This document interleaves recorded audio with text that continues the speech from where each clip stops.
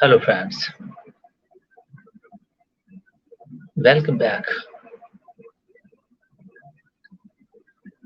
I am Audendra Yadav,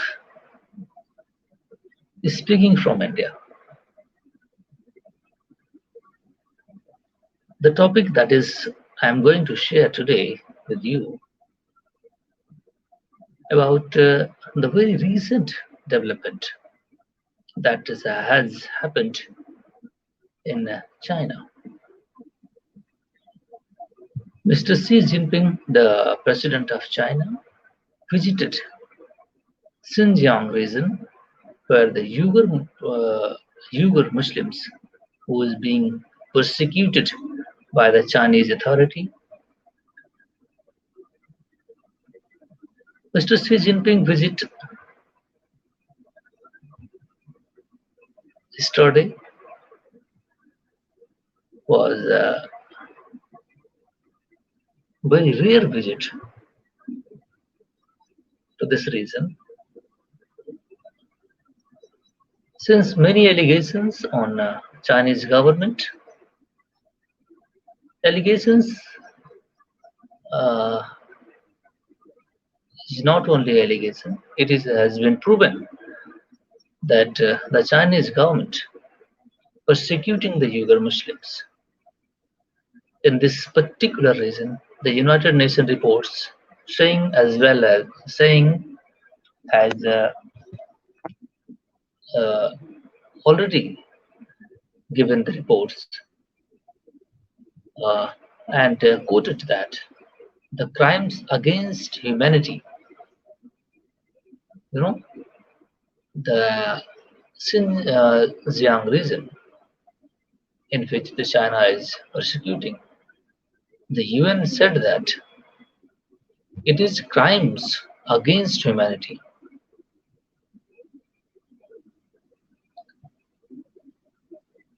So that you can understand the level of persecution. Their complete society and its cultural and traditional values are being suppressed greatly.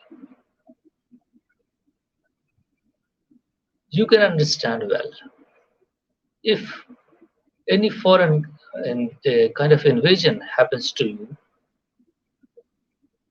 and your cultural values, your language, your how to live, living style, everything is being overlapped by someone who is invading and saying that you have to this adopt and that adopt, otherwise I will punish you.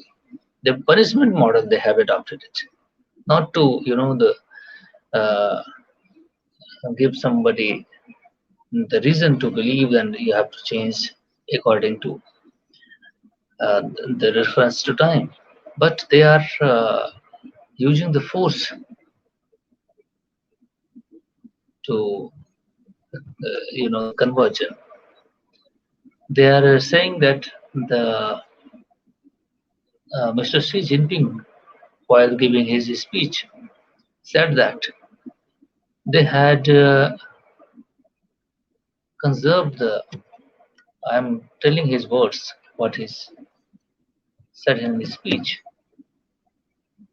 We have conserved hard-won social stability, very hard-won social instability they have achieved,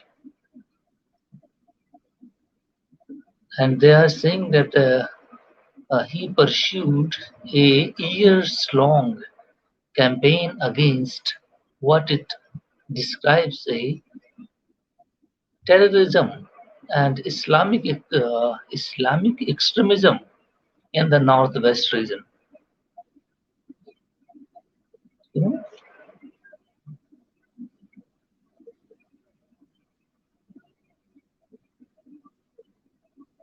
he went to the capital of Xinjiang, Urumik, Urumi, Urumi, if I am pronouncing right, Urumi, Urumik. Okay, listening to the government work report and delivered a speech affirming the achievements made in various areas. Mr. Xi Jinping, it was his first publicly known visit to Xinjiang since last July, when he made his maiden trip since the crackdown in the region was escalated. She also urged officials to more deeply promote the Sunnicization of Islam and effectively control illegal religious activities. Sunnicization of Islam, that means that they are uh, diverting and they are snatching their ancestral values, their culture, their living style, and they are saying we have to adopt the Chinese values, you know, because this is the uh, accession of the territory of Xinjiang. China doesn't belong to the Xinjiang region in Tibet, but they have forcefully acquired this land through the invasion because they are very much cultured. That's why they are persecuting. No? Otherwise, there is no cause for if you if this region belongs to China, their people are enjoying their own activities. So what's the worry for the China? China is worrying because of they are they have invaded into the territory. And they wants to flash out all the activities which was there uh, being going on since many uh, years. Even the decades. So it is a culturally you can understand better than what I want to say. Uh, they want to uh, erode their values completely and overlap with the Chinese values and their philosophies. Most of the Chinese people don't believe in religion. Okay, so it's kind of invasion. They are converting their identity into a crisis. So that is, I would say that this is very uh, unacceptable kind of things because those who are being suppressed will definitely oppose different kind of things. It may can lead to the eruption of terrorism in this region. And many have adopted a different kind of style of living called terrorism in this region. The very same thing the Pakistanis did in the East Pakistan, the East Oil Pakistan. The Eastern Pakistan called Bangladesh right now. The Pakistani governments wanted uh, the Bangladeshis to smash their languages. You know, they said that you have to adopt uh, the Persian kind of Urdu language rather than they are speaking Bangla language. Okay, so their language is very much associated with the people, their culture, their the ethical values are very much related with this. The language, uh, their literature has been written in this format through their the ethics has been given to the society, and every thing can peoples are integrated through their ethical cultural concept of, and the language is very important phenomenon. Okay, so they wanted to the flash out completely and overlap with the new kind of language, new ethics, new values, people didn't adopt it yet, and they get to get freedom.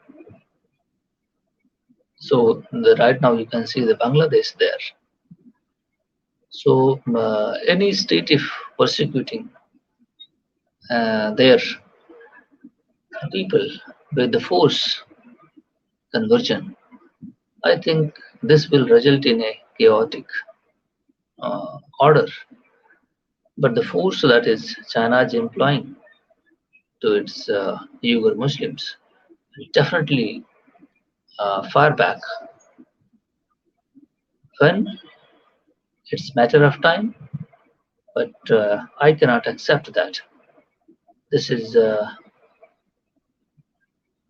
going to go too long. The international communities has failed to pass the resolution against the China